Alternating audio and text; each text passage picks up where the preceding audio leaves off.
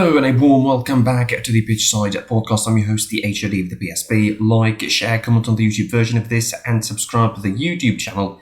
Enable notifications to receive all the updates from these episodes of the podcast, which you can listen to on Spotify, Google Podcast or any other platform, or follow us on social media and website PSP on Twitter, Pitchside Pod on Instagram, and join us for more. Welcome to episode 146. You're welcome.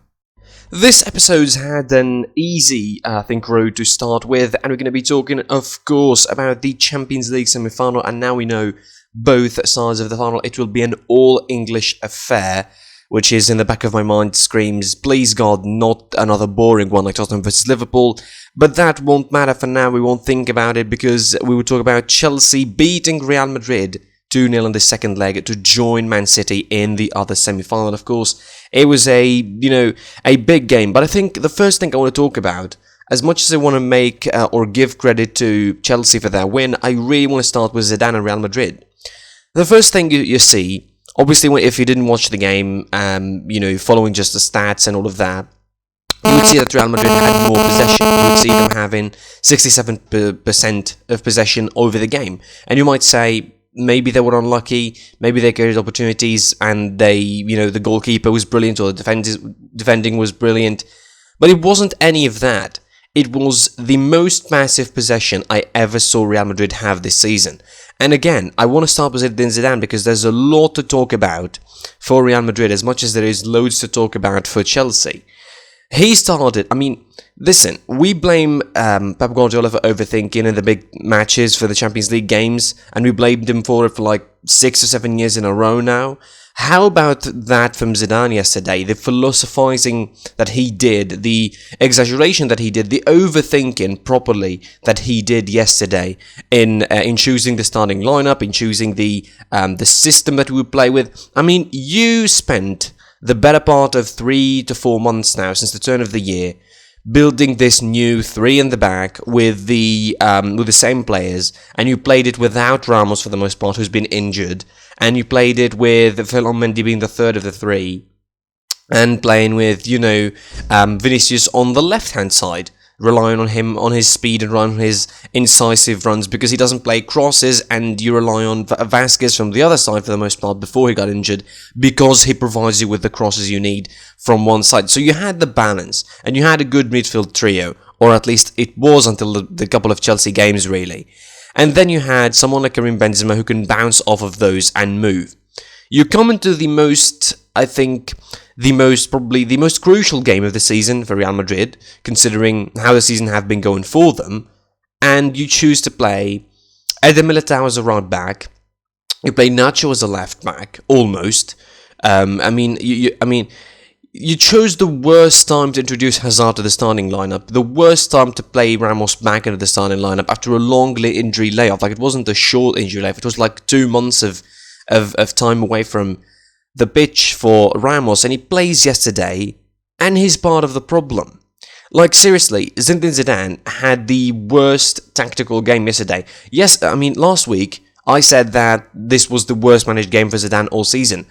This game quickly topped it. It didn't take long for him to top it, and he did with this game. This was an absolute shambles of tactic for Real Madrid. And, starting with the wrong system, starting with the wrong lineup, actually with the wrong choice of personnel at certain spaces. Like, if you wanted crosses, why didn't play Asensio down the side and then Vinicius down the other, and start with Hazard on the bench to give you some explosiveness supposedly later down the game? And Hazard is a big topic on his own. We get to that in a bit. But I think the first thing you need to start is by discrediting Zidane completely. I'm saving the best for the last here when I let Tuchel and the praise for him until the end. So the game itself was not exactly a copy of the first one, but I think, again, Chelsea were far superior, far more intense, far more, disciplined, to be fair, far more, athletic. Clearly, they had the gas in them to continue, while Real Madrid were out of breath in like 50 minutes max and 45 minutes. Created pretty much 2 or 3 opportunities we could say they should have scored those, almost like 2 ones really. I think one for Vinicius and one for Benzema early on in the game, and that's about it for Real Madrid. The possession would not matter because that's mostly sideways and back. And the most important thing is that possession was in situations where they didn't have passing options. They didn't have the range, the runners that come in from behind, which is why it was so wrong to play Vinicius down the right-hand side. Playing a crossing game for who, literally? Benzema was dropping out most of the time. He was pretty much, encumbered and really choked between the three defenders at Chelsea, particularly Rudiger, who had a tremendous game. He's low-key one of the best defenders in Chelsea at the moment, and people are not giving him enough credit, I would say, for it. The midfield completely bossed by N'Golo Kante, 100%, no questions about it. N'Golo Kante completely bossed the midfield of the game. Realistically did. He was an absolute beast in that middle, and he reminded people why he's one of the best in the world at his position. Because people seem to put him out of favour after the World Cup in 2018, or some people would think he's overrated. Certainly didn't have the best of spells at Chelsea since then, but clearly the guy is one of the best, if not the best CDM in the world when he's at his absolute best. And if yesterday, against Kroos and Modric, wasn't his absolute best, I don't know how you watch football, and I don't know how you can say you understand football in any way. So the first half was pretty tight. Chelsea didn't start it in the strongest of ways, but that was expected because Real Madrid are the ones probably chasing the game. Early goings, between quotes, of course. Then you had Chelsea going forward, and almost every time Chelsea went forward and broke on the counter, there was the possibility, there was the options, the runners. Kai Havertz was brilliant yesterday, and I thought this was his best game to date with Chelsea, even though he didn't score, and he had loads of opportunities to do so, to be fair. But he was the best player, I think, in, the best performance, not the best player. The best performance from him, I would say, all season in Chelsea shirt. And considering he didn't score, it's quite a shame, really, that he didn't deal better with the chances that he had. So Chelsea score early, thanks to Timo Werner, and really, if he didn't score that goal, I don't know how the Chelsea fans would treat him after that. He had a goal, of course, ruled out for offside, and then he scored. Chelsea then really rode the game. And, listen, they were missing loads of opportunities in the first half, and in the second half in particular, I would say, because they started the second half super strong. In the first 15 or 20 minutes, they had 5-6 opportunities where they could have scored, and you had that feeling in the back of your mind where, this might be, bad for Chelsea, this might bite them back, because any opportunity that Real Madrid would find, any opportunity Benzema would find in particular, he would score. But, the more the game wore on, the more Real Madrid were more passive, the more they played the ineffective crossing game, crossing from the left, crossing from the right. The Chelsea defenders dealt with it really well, and they didn't have any sort of breath in them to really run with the Chelsea players. You see most players from Real Madrid standing while they're running, while they're pressing. You see Modric unable to run behind Kante and Jorginho in the middle. You see Kroos unable to do that as well. Just count how many times Kroos loses the ball and, he can't run back, can't track back. Casemiro as well. Casemiro is way past it at the moment. He is not the player he once was. He's not the 2017 version of himself. Simply put it, he's not that good. He's not that good anymore. And then Zinedine Zidane, just back to him. Zinedine Zidane simply was the worst enemy to himself, and he just made substitutions that didn't make sense. Valverde for Vinicius Jr., I don't know exactly what he was doing. Valverde's back from an injury. And then you put Asensio in for Modric. Don't know what he was thinking exactly. Mariano Diaz for Hazard. And you really, this was an unbelievably bad tactical choices from Zidane, and the worst of the bunch was yet to come. Really, in the late stages of the game, in the last 10 minutes, he takes off Casemiro and puts on Rodrigo and completely opens the midfield. That is the part where Real Madrid lost the most, and then he opens it up, and Chelsea completely capitalised. And in the last 10 to 15 minutes, Chelsea should have scored another couple of goals at least, really, with the counter-attacks. And the second goal, again, translates almost everything bad about Real Madrid. They lose the ball high up the pitch. high up their own half, and they lose it. N'Golo Kante sets up Christian Pulisic with an absolute cold-blooded move. He decides to fix Courtois and then pass it to Mason Mount, who scores the second, and that is game done and dusted. And I think Real Madrid were not deserving of a qualification, were not even deserving of a simple result over the both legs. I mean, Chelsea should have killed this game in the first leg. I mean, if we look at it in a bigger perspective, Real Madrid shouldn't have been in the semi-final in the first place. Because the only reason I would say Real Madrid were in the semi-final of this competition is the fact that Atalanta and Liverpool didn't play their game, didn't take the game to Real Madrid, didn't put them under actual pressure in at least in the first leg of both games, really. And realistically speaking, Real Madrid, considering how they've been early on in the season, no recruitments, no finances, how they're going to be recruiting new players, how they're going to be making themselves a name in the transfer market when they have no money, really. And you're thinking about the likes of Haaland and Mbappe wanting to be in Real Madrid. With what money? With what money they will be in Real Madrid next season?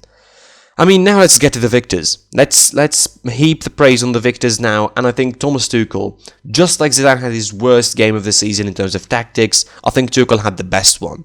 And credit to him for sticking with his own game plan, not trying to play, an overly open attacking game or try to push Conte really high and push Jorginho really high and push the wing backs really high, thinking, you know what, Real Madrid are bad and we're going to take them, take them out. It wasn't.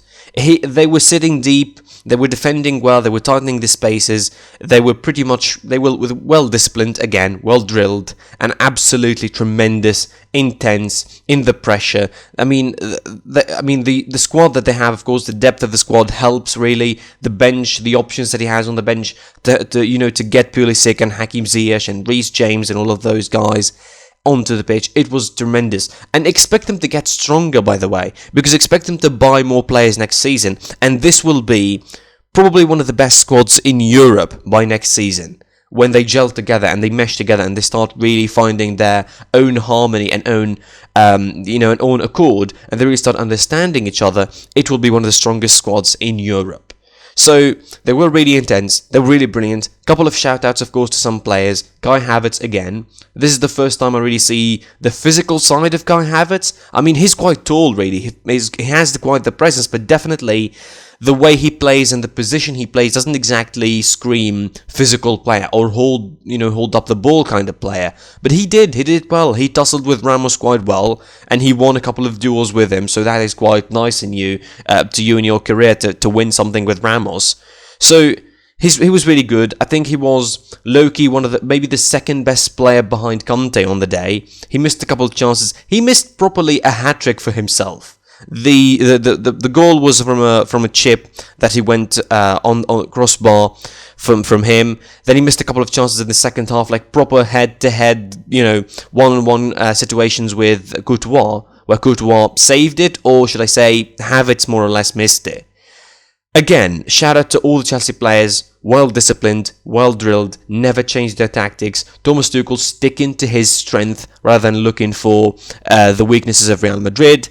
And, that's it. He won because he deserved to win, and because he deserved to win for his work with Chelsea, he deserved to win for his tactics, he deserved to win for his game management, and for the players themselves who, again, were well disciplined. And listen, now the comparisons are going to be popping up, obviously, between the side that reached the final in 2012 under Roberto Di Matteo and this side under Thomas Tuchel, but I don't think that is an apt comparison. The side that reached the 2012 final was an experienced side that did it before, that reached the final before but never won the title. A side that, had players of experience, the likes of John Terry and Frank Lampard, Didier Drogba, and Ashley Cole and all of those. But didn't have, the bombastic 100 million signings or 80 million signings that Chelsea have now. These players are new. These players barely gelled together. This is their first season together, most of them. The likes of Chilwell and Havertz and Werner and Ziyech and all of those. This is their first season together. And Timo Werner, by the way, I really can't help but think of the people who simply slammed Timo Werner for leaving Leipzig way early, thinking that he won't achieve the same feat with Chelsea again. And he did. Guess what? He's in the final of the Champions League, and he could potentially be a Champions League winner in his first season with Chelsea. This is a crazy idea, really, to think about. The last thing I want to talk about in this game is the Eden Hazard reaction to it. I mean, it's certainly all over Twitter, and listen, it's really interesting because I want to talk about it on Saturday on the magazine episode on its own, so I'm not going to say a lot, but definitely if you didn't check it out, if you didn't see it, it will absolutely boggle your mind. Even if you're not a Real Madrid fan, even if you hate Real Madrid, you will watch the video from Eden Hazard laughing with Kurt Zouma after the game and with Edward Mendy, and you will just be angry. Because the guy seems not to care, obviously. I mean, he's the second highest paid player in Real Madrid now after Gareth Bale, so why he would be. And he really, he doesn't have it anymore in him. The Real Madrid fans will loathe him. The Spanish press will absolutely go medieval on him in the headlines, talking about his maybe lack of loyalty for the club and all of that. And he deserves, I think he deserves every word that's going to be said about him, because he doesn't care. He certainly let himself go, as he said in his own words, in the pre-season. His fitness is not okay. He doesn't play the same way he was at Chelsea, and definitely is one of the worst players of Real Madrid this season. Every time he plays, he doesn't add a lot. And that was about it. In the end, of course, congratulations go to Chelsea. I want to say hard luck for Real Madrid, but, that is the thing that got them to this point. The hard luck. That is the thing that got them to the semi-final where they shouldn't, to be fair. And considering where they were early on in the season, it is quite the achievement for them to be in the semi-finals in the first place. But again, congratulations for Chelsea. They will face City in the final of the Champions League on the 29th of May. There's talks that the final could be moved because Istanbul having some problems with COVID at the moment, and this might be moved in England, which I think is the best choice, to be fair, since it's all English. Put it in Wembley, and that's about it. And let the English fans, watch there. Do not make them travel a lot in this pandemic and all of that. And that would be better for everyone, I would say. Congratulations for them, and hopefully, one last thing, I'm crossing my fingers, I'm hoping really strongly that we will see a better English final than the first one we had between Liverpool and Tottenham in 2019, or at least the second one, since the first one was Man United and Chelsea, which was a bad one as well. Hopefully we get a better one, and, who knows? Chelsea are now going 50-50 really in this one, considering that they're underdogs. I say they have a strong chance, and if they stay intense and well disciplined, they might have a chance of beating City for it as well. They meet this Saturday in the league, so it's going to be quite a good dress rehearsal for them before the Champions League final. Then they have the FA Cup final the week after. Then in 2 weeks' time, they will have the Champions League final. It's going to be a pretty blockbuster month for Chelsea in May for them. Let's move on from the Champions League semi-final to the Europa League semi-final. The second leg of the Europa League semi-final is taking place this Thursday, and, there's not a lot to talk about in this one. At least one game doesn't have a lot to talk about it, which is the Man United versus AS Roma. And, of course, with Jose Mourinho being the new coach of AS Roma from next season, the fans maybe were hoping that he would be available for this one, but he won't be. So expect another drubbing maybe from United in Italy in this one. This first 6 game, again, the 6-2 game was pretty horrendous for Roma again. Like, Man United's defending was not that better from Roma, but definitely it came down to the fact that their defending was even worse than Manchester United, in simpler words, to put it simply. United have to be favourites to win this one. Like, considering everything they've been through, and the early goings of the season, which were really, really bad. Their start of the Champions League, that was horrific, I think. Then you add to that, with their start of the Champions League, I meant the whole group stage thing, not the first game, literally. I meant the whole group stage debacle, the losses that they had, listen, if we look at it respectively, I would say the loss against Istanbul Başakşehir was the most hurtful, because the loss against Leipzig away, expected.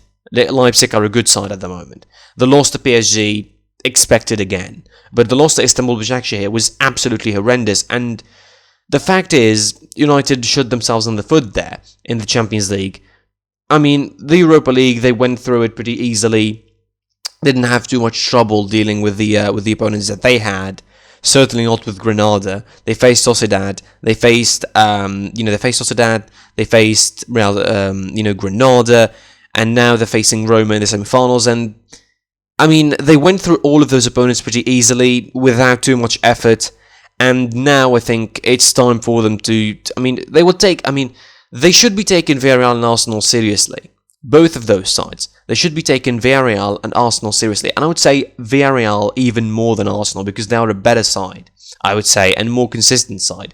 If Villarreal reach the final, it will be a pretty tough game for Man United. That's not going to be an easy test for them if they play against Villarreal in the Europa League final. So it will be quite an easy situation for them against Roma, but definitely once they get past that point, the final against whatever opponent it will pop up from the other game will be a pretty tough situation, I would say, for Manchester United. Speaking of the other game, which has the most intrigue, obviously, Villarreal defeated Arsenal 2-1 in the first leg, and entering the second leg with hopes of maybe defending really well until the 90th minute at least this time, not conceding a late goal that would spoil their party and spoil their joy, like they did in the first leg. Arsenal themselves are in a dire need of this victory, and in a dire need of just one goal that would qualify, will see them through the competition, because this is their only meal ticket for Europe next season. Again, this is a simple idea, but it needs reminding for people. Arsenal's only chance to reach Europe next season, and the Champions League in particular, is to win this competition. Not even reach the final. Win the competition, and you get to Europe next season, you get to the Champions League. If they don't, it will be a horrendous season. I mean, it will be maybe the good and the bad about it, because it will give Arsenal maybe a little bit of more focus on the league, on finishing in a better position in the league in the standings, and try to get to the top 6 and the top 4 spots pretty quickly.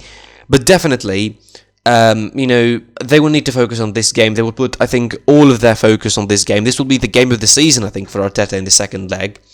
And he will try and put everything behind him, really. The bad season he had, the first couple of months that he had in the season where Arsenal looked like pretty much a shell of their former selves and almost were flirting with relegation at a certain point of the table. They were like 14th and 15th and 16th of the table, and it was pretty weird to see a side like Arsenal, who once won the league Invincibles, they were now flirting with relegation. They improved, of course, since then, but that improvement, I think, wasn't enough to grant them a top 6 or a top 4 spot. But certainly, at least it put them in a warm place at the moment, and they still have the Europa League to play for. Again, this is not out of left field if they win it, but it will need and will require quite the effort in this game, and obviously quite the effort against, predictably, expectedly, Manchester United, unless something miraculous happens in the other game, to beat them in the other game, which is the final. But definitely, I would say, it will be Man United in the final, that's for sure, but we will see who's going to be either side of the of the second leg of the other semi-final, who will be joining them. Will it be an all-English final? Will it be, another year where the English football dominates the European finals? Not necessarily by merit, really. I mean, I think in both English finals it will be one side by merit and one side by sheer luck / hard work, I would say. Obviously, Man City probably by sheer domination, I would say, throughout their campaign. I mean, albeit we could debate that they had easy draws in the round of 16 and the quarters, but they still managed to somehow make it nervous in the quarterfinals. So, the Europa League final, will it be an English one? We will see. I hope not. I really hope not. I want to see Villarreal in the final, because I want to see an exciting final, because we saw both United and Arsenal games in the league, and they were pretty horrendous, and I don't want to see that on a European stage again. That's it for me for this episode. I was your boy, the HOD of the PSP. Like, share, comment on the YouTube version of this podcast, subscribe to the YouTube channel, enable notifications to receive all the updates from these episodes of the podcast and all the content on the channel. Follow us on social media. I'm at PSP on Twitter, page on Instagram. Listen on Spotify, Google Podcasts, or any other platform. And until tomorrow's episode, the weekend preview, hopefully, I will be seeing you soon.